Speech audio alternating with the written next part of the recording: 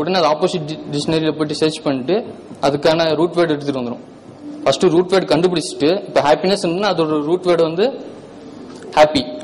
ஆனால் அதுக்கு முன்னாடி நாட் இருக்கிறதுனால அந்த ஆப்போசிட் டிக்ஷனரியில் போயிட்டு சர்ச் பண்ணிட்டு அதோட ஆப்போசிட் வேர்டு ரூட் வேர்டு வந்து எடுத்துட்டு வந்துடும். அந்த டெக்ஸ்ட் ஃபைல் எமோஷன் டிக்ஷனரி வந்து எல்லாமே டெக்ஸ்ட் ஃபைல் தான் போட்டு வச்சிருக்கோம். அதை டேட்டாபேஸை யூஸ் பண்ணுறது டெக்ஸ்ட் ஃபைல்ஸ் தான். இப்போ வந்து ஒரு வேர்டுக்கும் நாங்கள் வந்து ஒரு வெயிட் வேல்யூ அசைன் பண்ணுறோம். அதாவது துயரம் பார்த்தீங்கன்னா அது வந்து வெயிட் எமோஷன் கேட்டகரி வந்து துன்பம், நம்ம வெயிட் வேல்யூ வந்து 0.39. இந்த மாதிரி ஒரு வேர்டுக்கும் பண்ணி வச்சிருக்கோம். அதுதான் எமோஷன் டிக்ஷனரி. இந்த எமோஷன் டிக்ஷனரி அதை வந்து எமோஷன் கம்பெனிக்கு அப்போ இது யூஸ் ஆகும். அது வந்து எமோஷன் டிக்ஷனரி வந்து இருகூறாக்கி தேடல், அதாவது பைனரி சர்ச் மூலமா நாங்கள் வந்து சர்ச் பண்ணி அந்த ரூட் அந்த எமோஷன் கேட்டகரி இந்த வெயிட் வேல்யூ எல்லாம் செலக்ட் பண்றோம். அதனால எஃபிஷியன்சி அதிகமாக இருக்கும். இந்த சாம்பிள் வேர்ட்ஸ் இங்கே கொடுத்து வச்சிருங்க. உணர்வுகள், சொல்வளம், வொக்காபுலரி. இன்பம்ல வந்து இந்த மாதிரி வேர்ட்ஸ், துன்பம்ல இதுதான் இந்த 26 கேட்டகரி ஆஃப் எமோஷன்ஸ். அதை ரென்னோட ஹெல்ப்போட இது எடுத்திருக்கோம். இன்பம், துன்பம், அச்சம், வெறுப்பு, கோபம். எமோஷன் டேக்கிங், அதாவது ஒரு ரூட் வேர்டு எடுத்துட்டு அது அப்படியே எமோஷன் டிக்ஷனரியோட கம்பேர் பண்ணிட்டு அந்த வெயிட் வேல்யூ வந்து அதுக்கு அசைன் ஆயிரும். அதுக்கு அசைன் ஆனதுக்கு அப்புறம் அந்த வெயிட் வேல்யூ சேர்ந்து அசைன் ஆனதுக்கு அப்புறம் எமோஷன் டேக்கிங்க்கு அனுப்புவோம். அதாவது எமோஷன் கம்ப்யூட்டிங். அங்க எமோஷன் கம்பெனி ஒரு சென்டென்ஸ்க்கு ஒரு வெயிட் அதாவது எமோஷன் கேட்டகரி கண்டுபிடிச்சிட்டு அந்த ஹோல் ஆர்டிகல்ல எல்லா சென்டென்ஸ் இருக்கும். ஒரு சென்டென்ஸுக்கு ஒரு எமோஷன் கேட்டகரி இருக்கும். அது எல்லாமே கால்குலேட் பண்ணிட்டு இப்போ 2 சென்டென்ஸுக்கு வந்து ஹாப்பின்னு வருதுன்னா இன்னொரு சென்டென்ஸ் வந்து சேடுன்னு வருதுன்னா இப்போ அப்ராப்ரியேட் கேட்டகரி அதாவது ஹாப்பின்னு எடுத்துட்டு அது ரெண்டையும் கால்குலேட் பண்ணி டிவைடட் பை 3 போட்டு அந்த ரிசல்ட்.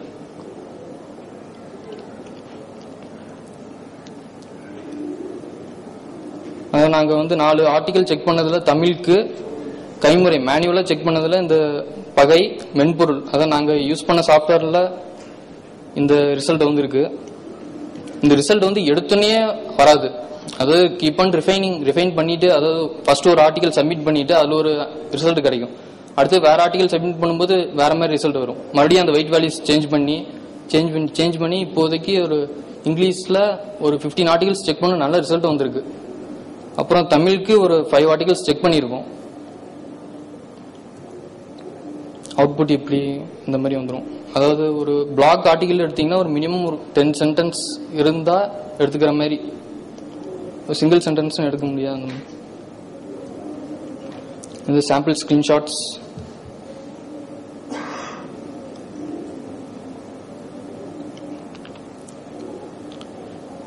வந்து ஆட் பண்ணும்போது அந்த டெக்ஸ்ட் ஃபைல் இந்த இதுதான் பிளாக் ஆர்டிகல்ஸ் வந்து தனித்தனியாக சேவ் ஆயிரும் டெக்ஸ்ட் ஃபைலில். அது அப்படியே அங்கே இன்புட்டாக கொடுப்போம். லாங்குவேஜ் சூஸ் பண்ணிட்டு அந்த கம்ப்யூட் பட்டன் அழுத்தினா அந்த ரிசல்ட் வந்துடும். இந்த ஸ்லைட் நான் ஏன் போட்டேன்னா தமிழ் மொழி இப்போ இருக்கிற யங் ஜென்ரேஷன்ஸ்க்கு யாருக்கும் அவ்வளோ தெரியறதில்ல. அதோட சிறப்பு எனக்கு இந்த ஸ்லைடு போடும்போது எனக்கு இந்த ரொம்ப கஷ்டப்பட்டேன். 2 நாள் ஆச்சு இந்த ஸ்லைடு அதை தமிழில் போடுறதுக்கே.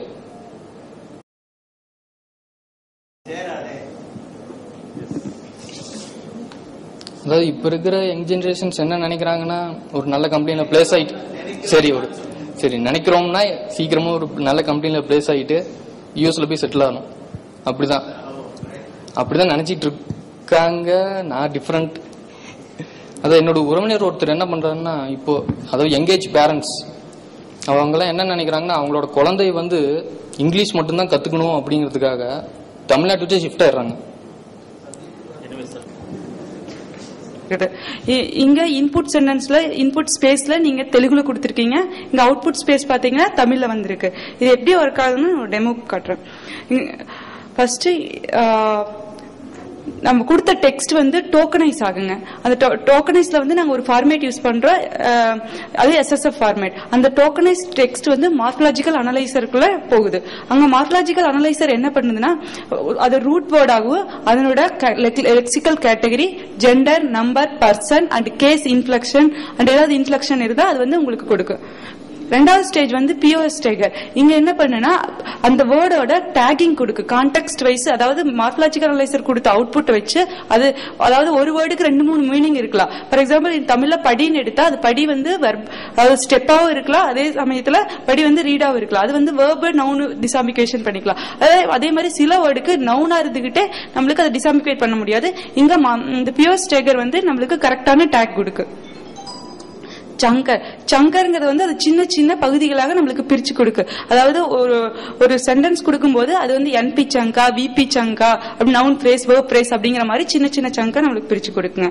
இந்த pruning, guess mark, pick one mark இந்த 3 மாடியூல் என்ன பண்ணுனா, இப்ப மார்ஃபாலஜிக்கல் அனலைசர் வந்து ஒரு வேர்டுக்கு 1க்கு மேற்பட்ட அனலைசர் கொடுத்துச்சுன்னா அனாலிசிஸ் கொடுக்குங்க. அப்படி கொடுக்கிற பட்சத்துல நம்மளுக்கு ஏதோ ஒரே ஒரு அனாலிசிஸ் தான் தேவை, அது கான்டெக்ஸ்ட் வைஸ் தேவை. இந்த 3 மாடியூலுமே நம்மளுக்கு ஒரு அவுட்புட்டை கொடுக்கும் மார்ஃபாலஜிக்கல் அனலைசர்ல இருந்து. இப்ப பாருங்க, இதுக்கு முன்னாடி மார்க்ல குஜராத்துக்கு வந்து 2 அனாலிசிஸ் இருக்கு. ஒன்னு வந்து Gujarat noun with actually 0 is actually it is nominative form with direct, another one is it is oblique form. இப்ப நம்மளுக்கு பிக் ஒன் மார்க் வரும்போது இது ஒரே ஒரு அனாலிசிஸ் கொடுக்குது, இது டைரக்ட் ஃபார்ம் அப்படின்னு சொல்லிட்டு. இது ரிப்பேர் மாடியூல் என்ன பண்ணுனா, இதுல இருக்கிற மேல இருக்கிற ஏதாவது ஒரு மாடியூல்ல நம்மளுக்கு ஏதாவது குறை வந்துச்சுன்னா இந்த ரிப்பேர் மாடியூல் மூலமா நம்ம அதை ரிப்பேர் பண்ணிக்கலாங்க. இது ஹெட் கம்ப்யூட்டேஷன். இந்த மாடியூல் என்ன பண்ணுனா, இப்ப ஒவ்வொரு சங்குக்கு ஒவ்வொரு சங்கு இருக்கு, அந்த சங்குக்குள்ள இருக்கிற ஹெட் வேல்யூ எது, ஹெட் வேர்டு எது அப்படின்னு சொல்லி நம்மளுக்கு ஒரு அனாலிசிஸ் கொடுக்குங்க. அதுக்கடுத்து விபக்தி கம்ப்யூட்டேஷன். இந்த மாடியூல் என்ன பண்ணுனா, சஃபிக்ஸ் பார்ட் இருக்குது இல்லைங்க, அதை வந்து ஹெட் வேர்டோட நம்மளுக்கு கம்ப்யூட் பண்ணி கொடுக்கு. NER இது நேம்ட் என்டிட்டி ரெகக்னிஷன். இது ஏதாவது ப்ராப்பர் நவுன் அப்படி கண்டுபிடிச்சிச்சுன்னா அதனுடைய ஆக்சுவலி அதை பத்தின டேக்கிங் கொடுக்கு. இங்க பாருங்க குஜராத் அப்படின்னு கொடுச்சுன்னா அதனோட டைப் வந்து லொகேஷன், அது வந்து ஒரு பிளேஸ் நேம் அப்படிங்கிற ஒரு இன்ஃபர்மேஷன் கொடுக்கு. அதுக்கடுத்து பார்சர். இது ஒரு சிம்பிள் பார்சர். இந்த பார்சர் வந்து உங்களுக்கு காரக்கா இன்ஃபர்மேஷன், அதாவது ஒரு பெயர் சொல்லுக்கு வினைச்சொல்லுக்கு இடையில இருக்கிற ஒரு அக்ரிமெண்ட் உங்களுக்கு கொடுக்கு. இது மல்டிவேர்ட்னா 2-3 வேர்ட் சேர்ந்து நம்மளுக்கு எப்பவுமே ஒரே மீனிங் கொடுக்கு. அந்த 2-3 வேர்டு நீங்க பிரிச்சீங்கன்னா நம்மளுக்கு மீனிங் கிடைக்காது. அந்த மாதிரியான வேர்ட் எல்லாம் நாங்க சேர்த்து, தெலுங்குக்கு தமிழுக்கு டிஃபரெண்டா இருக்கு, அந்த மாதிரியான வேர்ட் எல்லாம் சேர்த்து நாங்க ஒரு டிக்ஷனரியா மெயின்டைன் பண்றோங்க.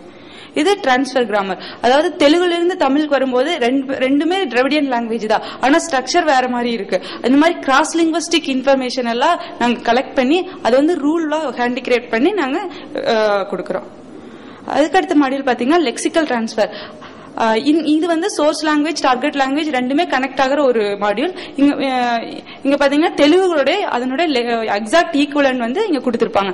இங்க இதுக்கு பின்னாடி பாத்தீங்கன்னா நாங்க ஒரு டிக்ஷனரி யூஸ் பண்றோம், அதுக்கு பேர் வந்து கான்டெக்ஸ்ட் பேஸ்டு டிக்ஷனரி, அதாவது சின்செட், அதாவது கான்டெக்ஸ்ட் மூலமா கொடுக்கக்கூடிய ஒரு டிக்ஷனரி இருக்கு. அடுத்தது ஒரு டிரான்ஸ்லிட்ரேஷன். இங்க டிரான்ஸ்லிட்ரேஷன் நாங்க யூஸ் பண்ற ஒரு ஸ்கீம் வந்து WX டிரான்ஸ்லிட்ரேஷன் ஸ்கீம்ங்கிறது. அது தெலுங்குல இருந்து லைக் WX நோட்டேஷனுக்கு உங்களுக்கு டிரான்ஸ்லிட்ரேட் பண்ணி கொடுக்கற ஒரு மாடியூல். இந்த WX நோட்டேஷன்ல எல்லா மாடியூலுமே எங்களுக்கு இன்புட் அவுட்புட் எடுத்துக்குங்க.